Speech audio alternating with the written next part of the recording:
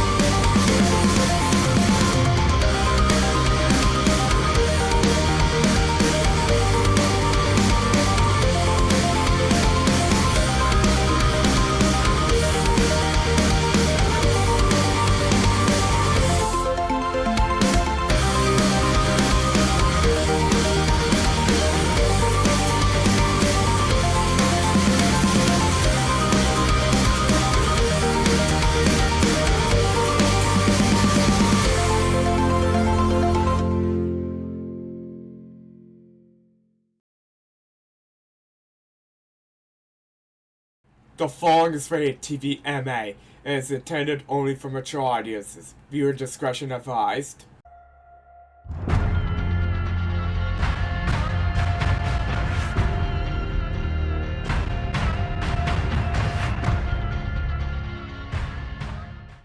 Hey, welcome back to Talk Radio, the show where life, laughter, and a little bit of chaos come together like mismatched socks on laundry day. Unexpected, oddly satisfying, and somehow always warm. I'm your host, Jonathan Riley, your friendly neighborhood overthinker, storytelling junkie, and guy currently avoiding leftovers like they're emotionally charged time bombs. Today's episode, it's got layers. We're diving into an Easter special that's not just pastel colored eggs and Hallmark card sermons. We're talking real stuff. Faith that stretches, family that surprises you, and feelings. Yeah, all the messy, meaningful, weirdly beautiful feelings. So grab your coffee, or your kids, uneaten peeps, I don't judge, and settle in, because this Easter isn't just about the resurrection story.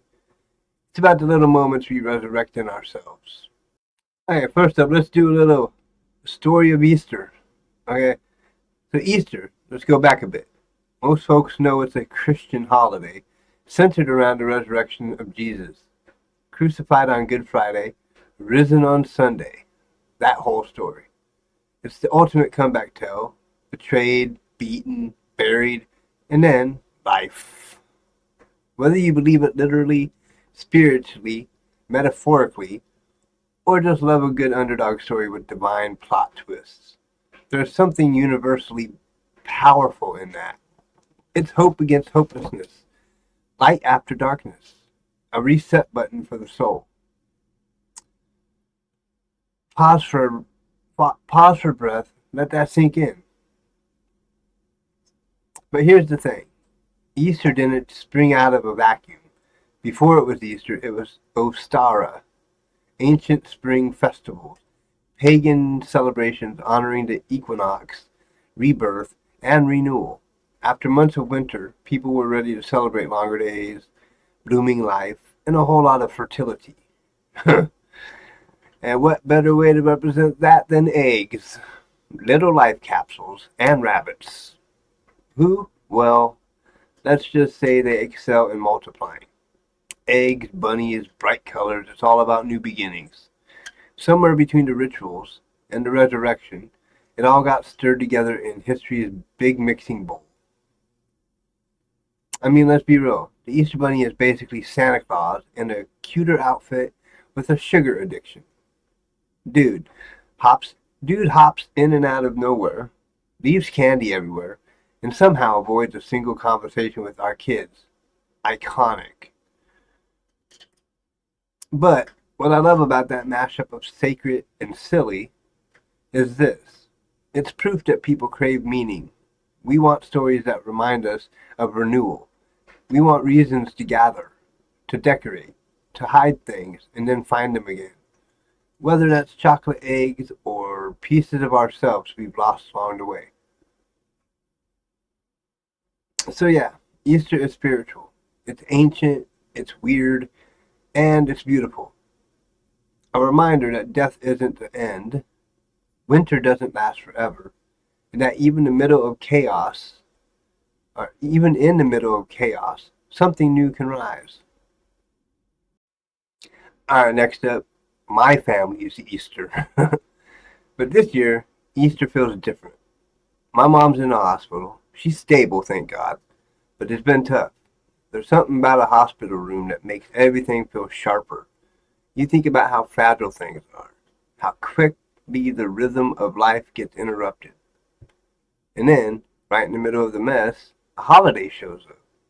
It's like these holidays become little anchors in the storm. They remind you to pause, to take inventory, to remember what still matters, even when everything else feels upside down. My wife and daughter got up this morning, all smiles, in spring dresses, like they just stepped out of a Hallmark movie. Seriously, hair curled, shoes polished, even a little shimmer on the cheeks. And there I am, barefoot, in pajama pants, holding a mug of coffee like it's a security blanket. I stayed home this time. My heart was split in two places, thinking about my mom, but also swelling with pride watching my girls walk out the door like the ending of a feel-good movie. It was beautiful, quiet, a little bittersweet. And while they were at church, my mother-in-law pulled off a full-blown culinary ambush. I'm talking ham, sweet potatoes, green bean casserole, deviled eggs that could win awards. If there were such a thing as deviled egg awards, which honestly there should be, I don't know what it is about grandmas, but they generally believe a family of four needs 12 pounds of ham.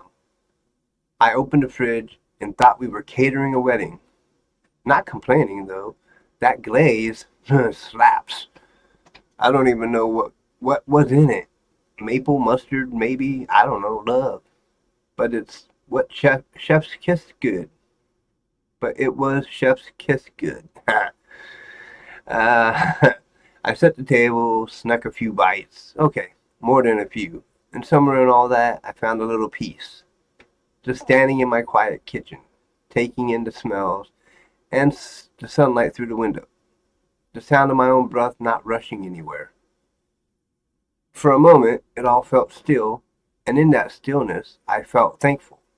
Not in a loud praise hands Instagram quote kind of way, but in a small, quiet way.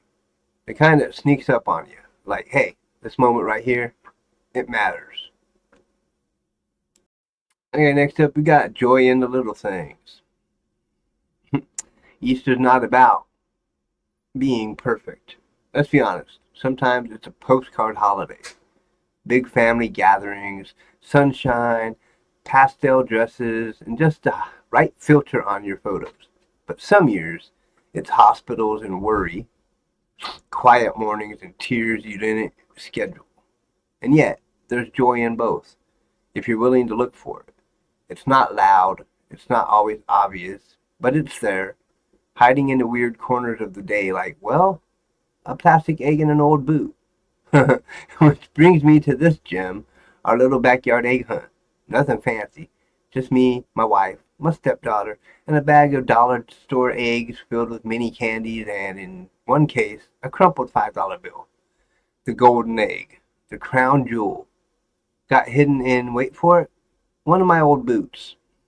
Don't ask why. Honestly, I think I was just tired of walking around and thought, sure, that'll work. And wouldn't you know it, she found it. She screamed like she'd just won the Mega Millions, jumping up and down, waving it around like the Holy Grail. That right there, that's Easter.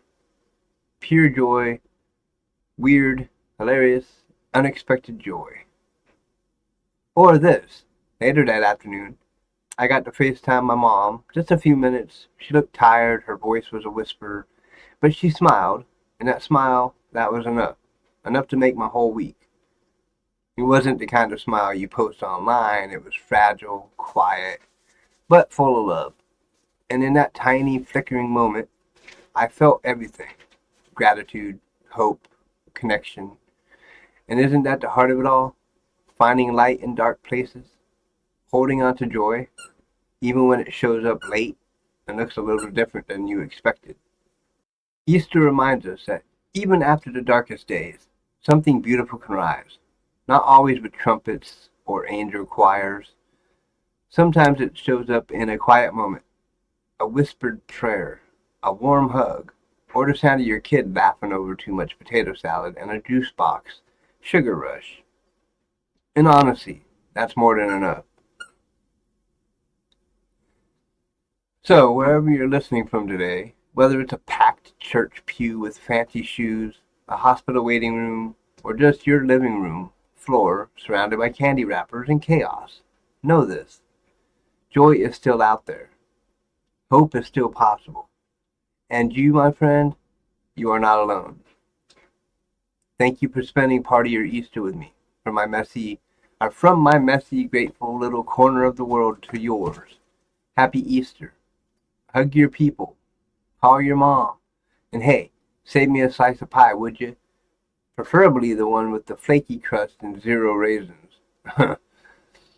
This has been Talk Radio, and I'm your host, Jonathan Riley. Until next time, keep talking, keep loving, and don't forget where the eggs are hidden. Oh, and while most of the story was true, some details may have been slightly glazed over, like the ham, or the exact number of deviled eggs. You get it.